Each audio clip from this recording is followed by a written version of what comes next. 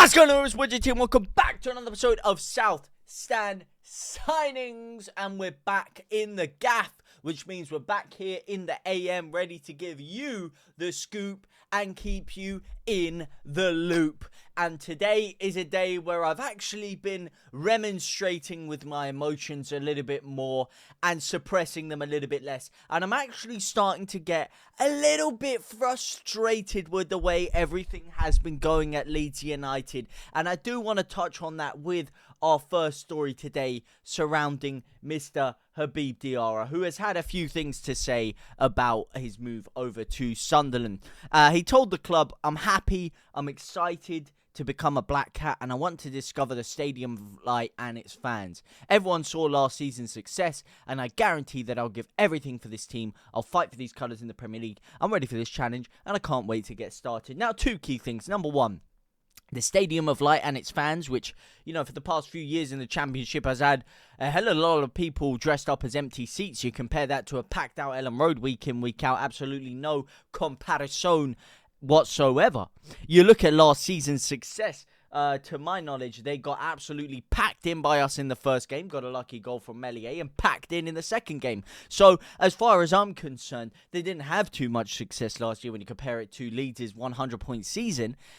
So obviously, it is a financial decision as to why he's gone over to Sunderland. And this is something that is just really ringing alarm bells for me, because why are we not spending? I'm reading other stories that we're going to get into later where it's talking about how Brentford are really, you know, they're more established than us because they've been in the Premier League for so long, so they're all going to be above us in the pecking order. Why are Brentford going to be above Leeds in the pecking order? That I don't understand. Why would Sunderland be able to offer more wages than Leeds in the transfer market? I do not understand these things, because a club like Brentford do not have the infrastructure, do not have the financial scope to develop into a consistent, perennial European club with high wages to offer. They don't have the infrastructure, the stadium, the fan base, the global support that Leeds have to do that. So why are they? Just because they've been in the Premier League for a few more years. Now, I get it.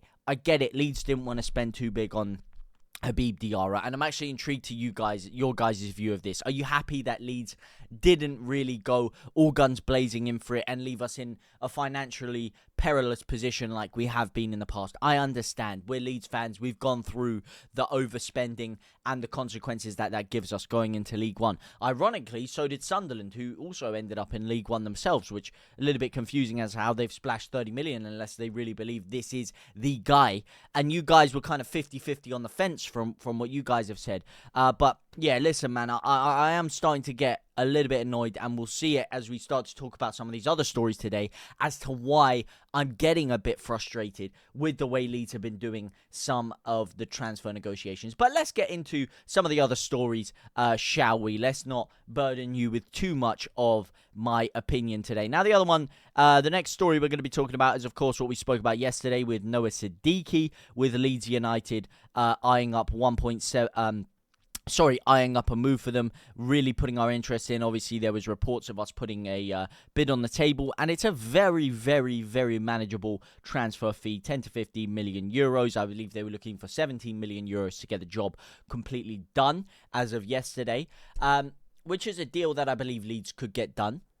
I know a lot of you were talking about his height and Leeds going for these big guys and really trying to bolster up our height. You look at our defensive set pieces last year and the way we struggled, so it could be a good move for that. But when you buy these big players, as a couple of you noted in the comments yesterday, you need to litter it with some quality. You need to litter it with some big, expensive, maybe slightly shorter, more talented, creative signings, which we are not doing at the moment. And it goes on to say here, people believing that, Brentford will be above us in the pecking order. And I wouldn't really pay too much attention to people saying that Brentford are above us in the pecking order. But it's being proven by this transfer market. Everyone seems to be above us in the pecking order. Do you take that as Leeds being conservative in a good way and leaving it till late? For me, I'm a bit worried. I want us to get some big signings through the door early. Anyway, let's look at some of those big signings, shall we? Because Leeds are still eyeing up Douglas Luiz. Obviously, as we spoke about Douglas Luiz before, there were a lot of clubs that were very interested in Douglas Luiz, Leeds being one of them. But it goes on to state that Leeds are the only club so far that have actually really registered a strong interest in Douglas Luiz. Now, this looks to me like Leeds are trying to leave it a little bit late in the window, because Douglas Luiz probably isn't going to stay at Juventus this year.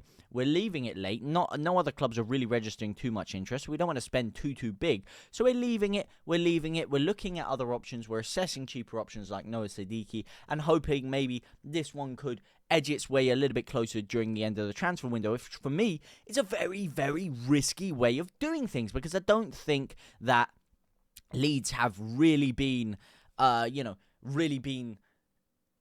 strong enough in the transfer negotiations for me. We haven't been really slapping our weight on the table in the way that we should have, in my opinion. You're a newly promoted side. 6 of the last 6 newly promoted sides have gone straight back down. We need to make a statement. And for me, we're leaving it a little bit too late. But Douglas Luiz, another one to keep eyes on. Now, we move out onto the Noah Sadiki. Obviously, we spoke about that one. Now, let's talk about some other news, which is that Leeds United are going to be losing another player, most likely for very cheap, which is Max Voga. Obviously, it has been stated before that Leeds didn't really have much intention of keeping him in the Premier League, and he is very close to returning to Werder Bremen. I'm a little bit disappointed personally because of his last spell in the Premier League. I thought he was very good, and he's someone who really seems to thrive and adapt in higher divisions for me. I think his mind wasn't in the Championship, which is why you saw stop-start performances. I thought he would have been a really good asset, but when the negotiations fall through, when the relationship with the owners, with the club, with the players breaks down, there's nothing much you can do about that one. But there's a lot of players that Leeds United are losing. Now, one of them that we won't be is Daniel James, who of course has registered hot interest from Everton. But it does seem pretty much signed, sealed, delivered that he will be staying at Leeds for a long while. Reported deal until 2029.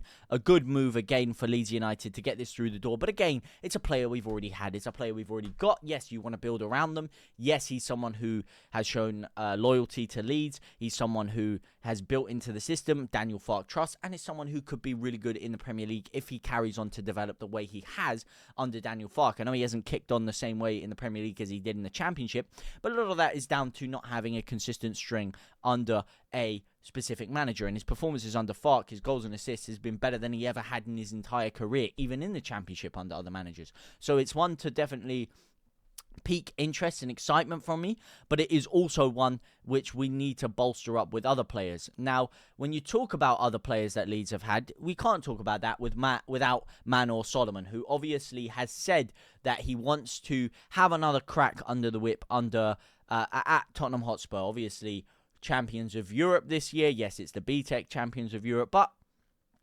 still champions of Europe, still a big spotlight, still a massive stadium to play under, and he wants to prove his worth. But they are kind of waiting, and this is what I'm talking about when I say Leeds are waiting things out too much, because there is a little twist that Leeds are still keeping tabs on the Manor Solomon situation, and they're waiting and lingering around in the background to see whether he is going to actually make his way into the Tottenham Hotspur side. Another one Leeds are lingering around for, waiting to see if something's going to happen. And another one, I don't believe we're going to get done. I think he will stay at Tottenham, and it might not kick on for him, and he might leave in January. But we're leaving it too late. We need to say, okay, if Solomon's gone, forget it. Let's go in for another top winger. And I'm not seeing enough incentive for Leeds in that moment. Sorry if I'm a bit too opinionated. I'd actually like to hear your guys' thoughts on a little bit more of an opinion piece like this. But I am just starting to get a little bit frustrated with the stories I'm seeing and the lack of push from Leeds United right now. I really want us to kick on, and I really want us to say, you know what, if you don't want to be here,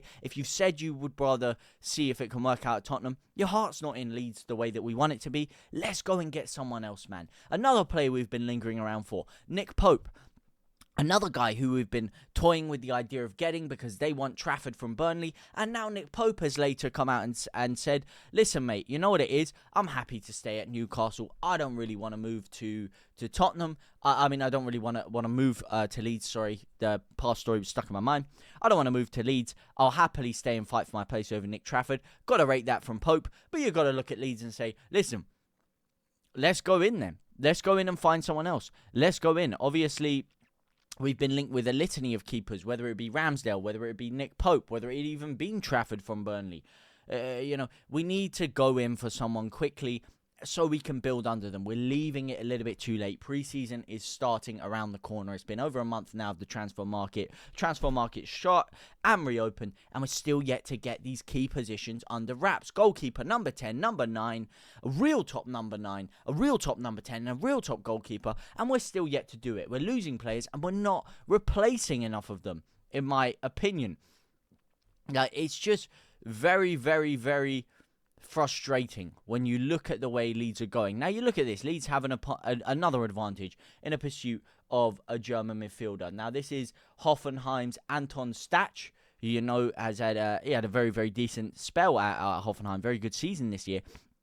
And another one who Leeds United could get. He's on the list. I'm told Hoffenheim are not keen to let him go. Leeds aren't the only ones interested from what I'm told. A very good player, and obviously through Red Bull, Leeds are very well versed on him. They're ahead of many other Premier League teams when it comes to the German-based talent, so it's not a surprise if he's one that Leeds are interested in. Very good stats, someone who could be a very good acquisition. Very good progressive passer, very good duels, very good defensive actions. But this means nothing if Leeds aren't actually going to push through for it. These are all low links, and maybe Leeds are just using this as a toy and we're doing things behind the scenes and we're trying to get things done. But it's just very frustrating again that you're not seeing Leeds just slap some money down. Just slap some money down and actually show some pursuit for these guys. But it is one to keep tabs on, the German midfielder. It is one that Leeds should be looking at. But again, something that is frustrating that Leeds are not really pushing through for. Now, the final story to really look at is, of course, Nicola Krstovic, who we spoke about yesterday. Reports have contrasted on this one. After the initial link, it was then reported that he wasn't a name on Leeds' radar, though they have persisted in Italy, where Krstovic is expected to leave Lecce this summer.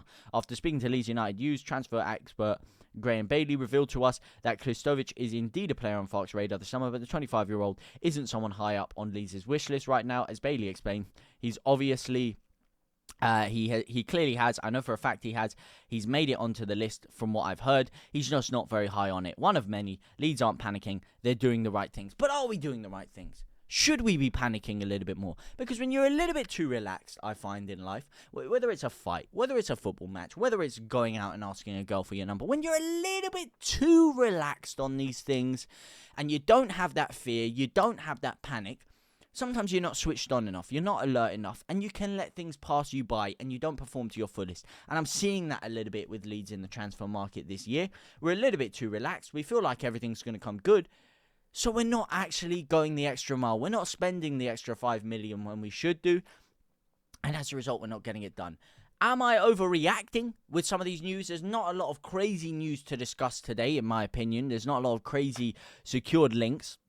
You know, £17 million is the asking price for Krstovic. Obviously, we're not 100% keen on him. So look elsewhere and go for one of those bigger targets, in my opinion. Sorry, this was a little bit more of an opinion piece. There wasn't too much groundbreaking news to talk about, and I'm intrigued to know what you guys think about. Slightly different style today, throwing a little bit more opinion in it. But I've just been a little bit frustrated, and hearing everything you guys are saying, I can sense some of the frustration from you guys as well. So I wanted to voice that in a way which, you know, would get my opinion and your opinions across. But let me know what you guys think. Do you agree with me? Do you think I'm off-paced on this one? Do you like the way Leeds are doing it? It's a little bit more refreshing to maybe how we did things in the past under Orta and Radrizzani, where everything was a little bit more out there and we were going for things and not quite getting them and we were overspending at times. Let me know what you guys think, man. Are you a little bit more happy with this, or are you getting a little bit frustrated that it's taking this long? Please let me know what you guys think down in the comment section down below anyway. It would be a pleasure to hear you guys' voices and opinions once again. But for now, I will see you very soon. Au revoir, my brothers and my sisters.